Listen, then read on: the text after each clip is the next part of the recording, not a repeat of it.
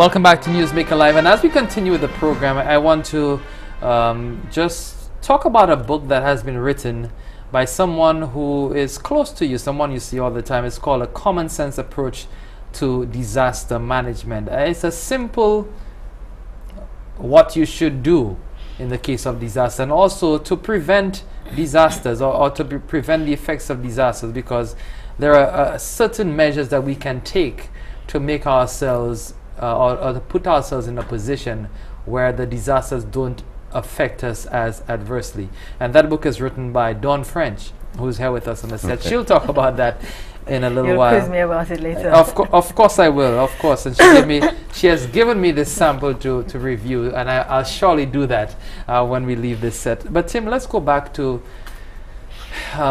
the drought or the dam and the conditions there. If we have an extended drought and we have not experienced the amount of rainfall during this rainy season as we usually do during a normal rainy season, so that I can only imagine that because of this it's going to be much drier in the dry season. What will happen to us as far as water?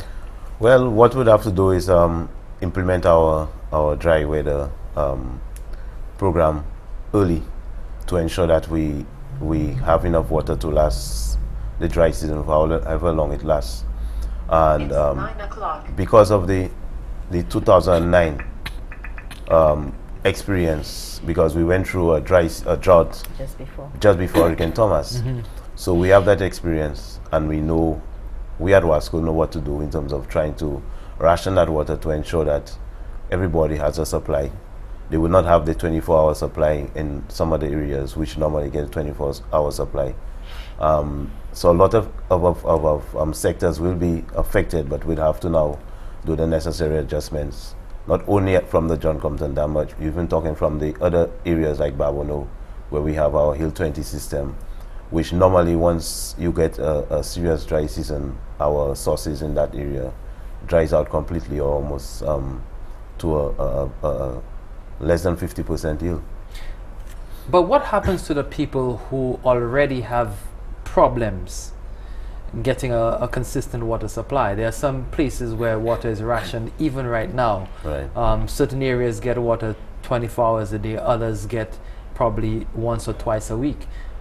If we were to experience a drought, what would that's where we'd have areas? to look at other ways of getting water to them. That's where we'd have now look at trucking of water, because it might be more difficult to get water to those persons.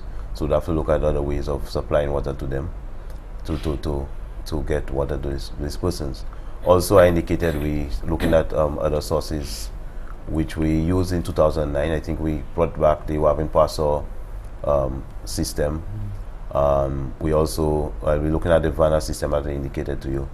So these are other ways that we could now augment whatever supply we have coming out from the Sir John Compton Dam. Now, Dawn, you talked about Hurricane Allen, and a lot of people who are on St. Lucia right now, a lot of our citizens have no idea what Hurricane Allen was. I mean, I remember I was very young. I was very, very young when Hurricane Allen passed. And I would not have known too much about it because of my age. But a lot of the information is lost because we do not document things. And that might be a good segue to get into your common sense approach to disaster management. I mean, what have we done in recent times to document events to ensure that we have it for posterity, so that people coming later on can know what happened and know what they need to do to safeguard themselves and their family? Well, first of all, in terms of disaster management and the media landscape, in 1980, that was totally different to what it is now. Yeah. So you have a significant number of media houses. I don't know if people realize just how many media houses there are out there. I think it's 16 radio stations and 12 TV stations, 4 cable providers. We have more like 19, because we did that in the Media Association. We did that recently. 19 So we have a lot. In terms of documenting, it's there. The question is, are the media houses archiving? That's the question. And then, from our perspective, because disaster management is evolving, what happens now whenever there's a disaster? You produce what's called a situation report. And so these are available for the past events, at least that 5-10 years that I've been coordinator. You have to produce them for the Prime Minister and the advisory committee, for the donors, particularly when you're in a response. People think that when there's a response, I'm out there. When there's a response, I'm stuck in the office because I'm collating information constantly, both to provide assistance to the victims, but also to get information to the donors so that we can get further support for the victims. So it's a lot of, I don't know anything about the paperless office, but we generate a lot of reports in the office, and that tends to get now archived and filed, and then at some point we'll pass them on to the National Archives. So there is the beginnings of it. Whenever there's an event, we encourage people to send in the photos. We have a Facebook presence, so I'll put a note up saying, what's happening where you are, reporting, get the volunteers around the island to email us photos. So we have begun some sort of collection of information. And with the thrust of CXC and the SBAs, you find the students are coming in to ask about information about tsunamis and floods, volcanoes, earthquakes, a whole plethora of hazards, and so we have to be in a position to assist them with that as well. And obviously, the volunteers that you have, the people who work around you in disasters, they are key to helping you get that information, compile the data so that you can prepare those reports. Without the volunteers around the island, you don't have much of a disaster management program. There are 6 of us in the office, 3 are technical, 3 are support. So the disaster management program is really on the shoulders of the volunteers, with significant assistance on the community development officers.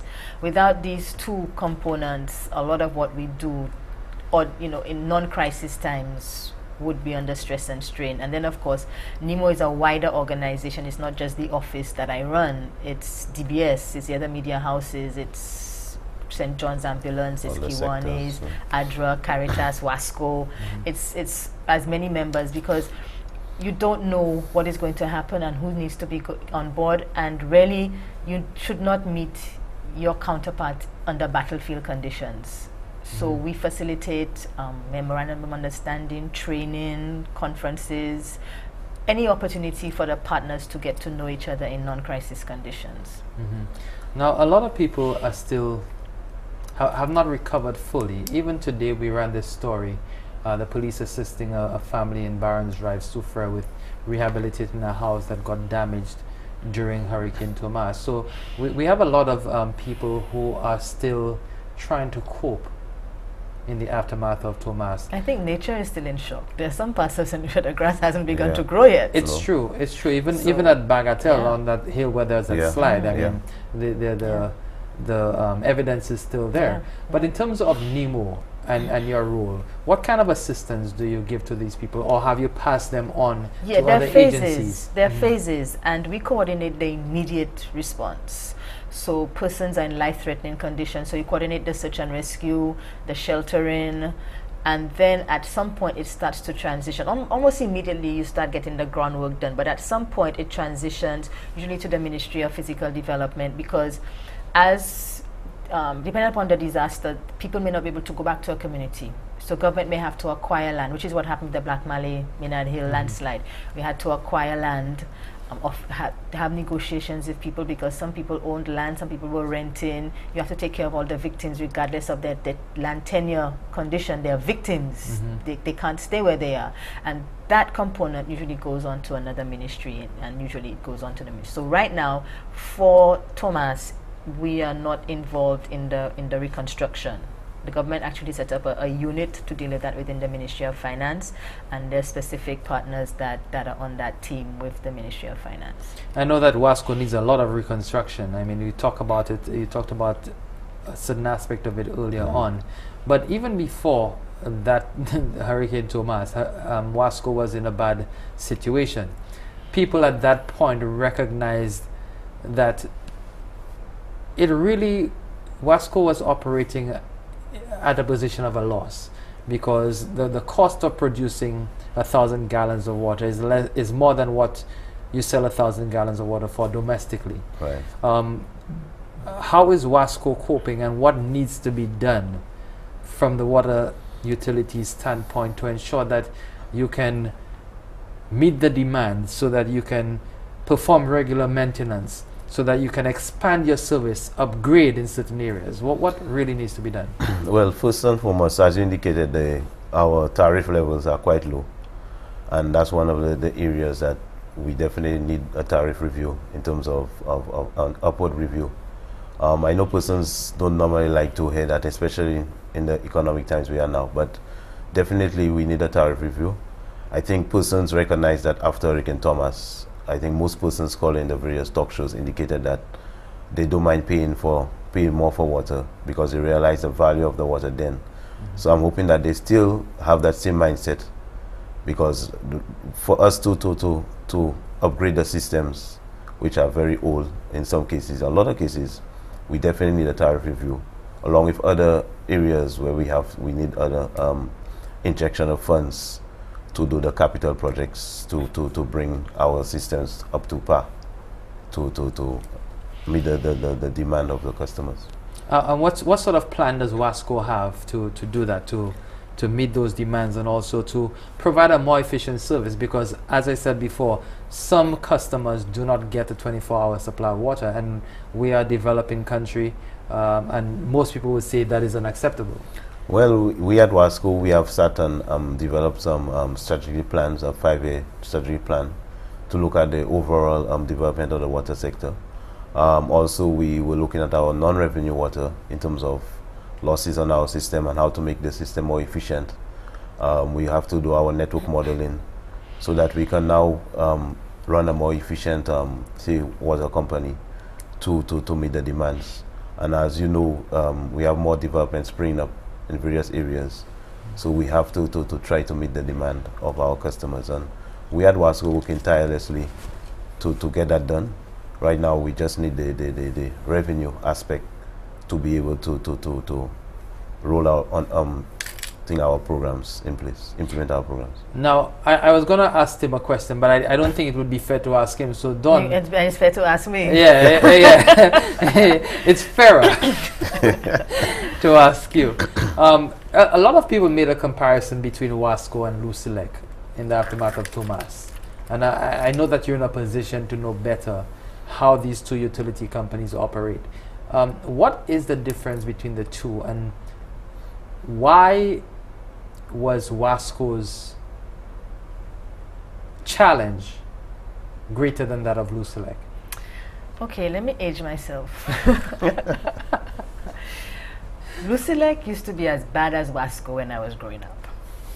Brownouts, blackouts. You never know when you have electricity from Lucilec. Did I just say that? Okay, let me not age myself. I can't remember any of those. They privatized Lucilec. They haven't privatized water. And even if we don't privatize water, which I know is a very sore point among our people about should Wasco be government, should it be quasi, etc. But if we could get Wasco, Timothy just said it, they need the resources. So if we can get, even if we don't privatize Wasco, if we can get Wasco to work on a Lucilec model. I heard on the news Lucilec is now going after us who thief in electricity.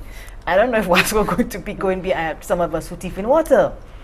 But we have to realize that if we want a service, we have to pay for it. And it is an unsustainable business model in any business to be selling your product less than what it costs to make it.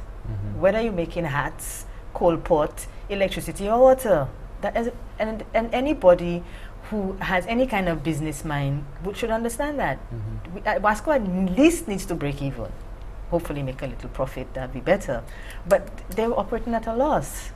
Yeah, because Lucilec, has been guaranteed a profit. Yes. They have guaranteed profits, yes, and all that good stuff. So they must must survive. Yeah. I mean, to be guaranteed a profit, there's no. It's like giving you a meal on a silver platter, and then you keep the platter when you're done.